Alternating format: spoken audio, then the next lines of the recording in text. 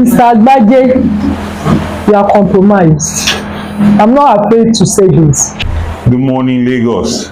First, I must start by thanking the many people across Lagos State that came out to vote, that waited from 6 a.m., some even up to 11 p.m., making sure that their votes were counted, enduring all sorts of violence and intimidation, that came out and made sure that their votes counted.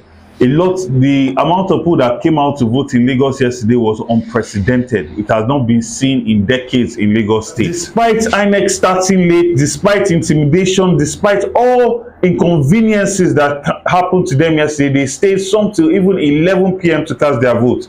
We are very grateful as a party, and we are very grateful as the Goshans and Nigerians to you. For us, the elections that happened yesterday and what all the things that we are seeing today is an absolute disgrace to INEC.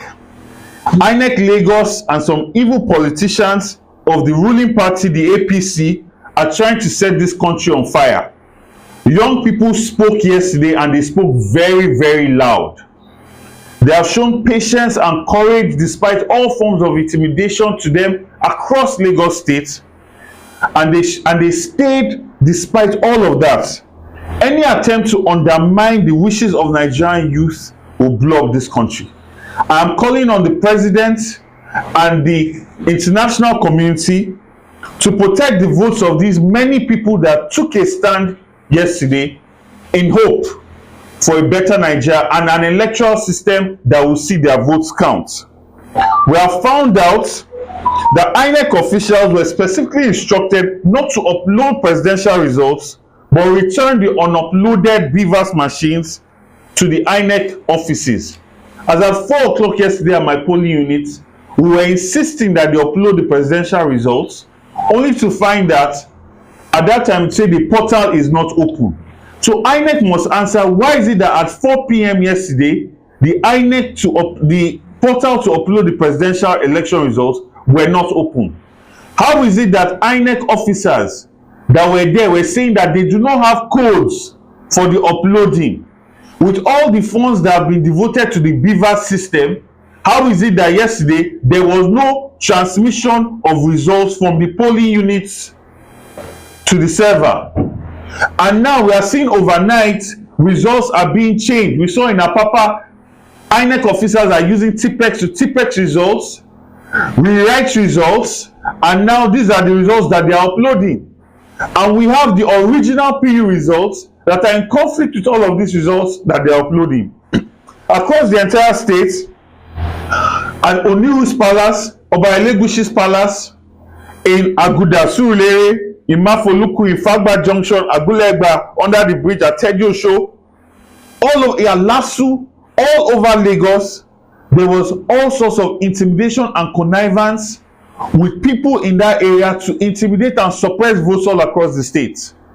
Places where we won with majority votes, area boys and thugs came and chased everybody away from those places.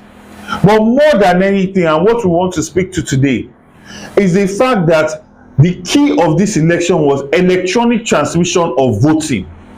And that did not happen yesterday.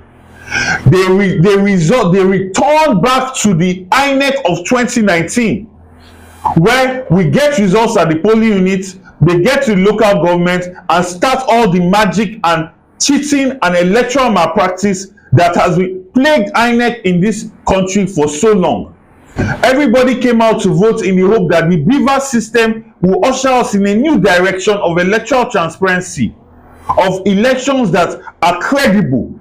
But what happened in Lagos State yesterday was not a credible election, because up till now, and we have video evidence across the entire state where results are being changed as we speak, and this is not going to be acceptable, and this is not going to stand. We are not going to accept this. Thank you. The youth have spoken. Men and women have spoken.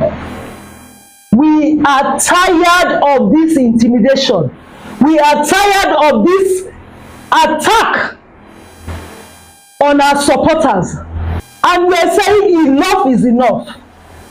Nigerians are not going to sit back and allow anybody to enslave them.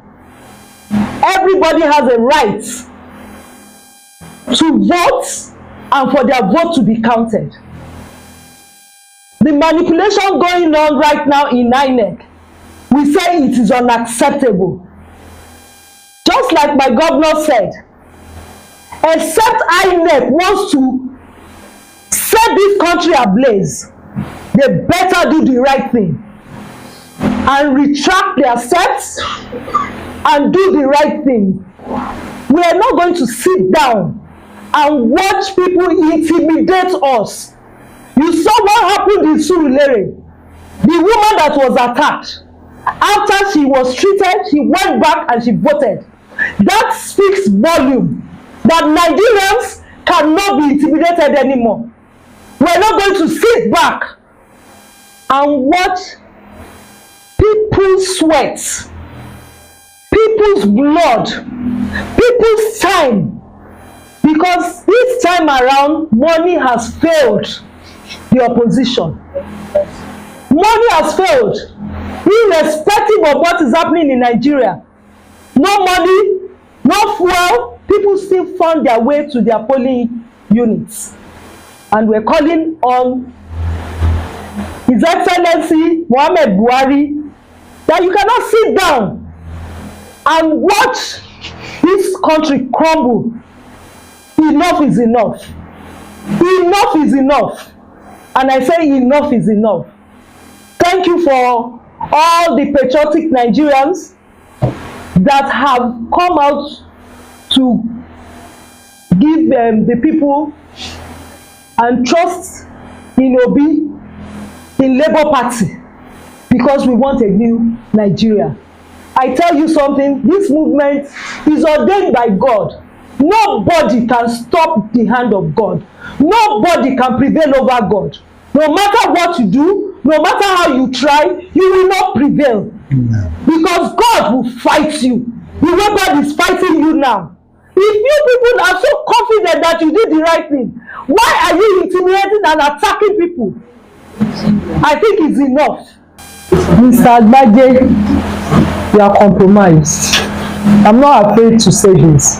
If you are not compromised, what happened here in Lagos yesterday, in some areas, the ballot papers were not enough for people to even vote. So how do you reconcile that with what you said you were going to do? You gave Nigerians a promise that nothing will go wrong.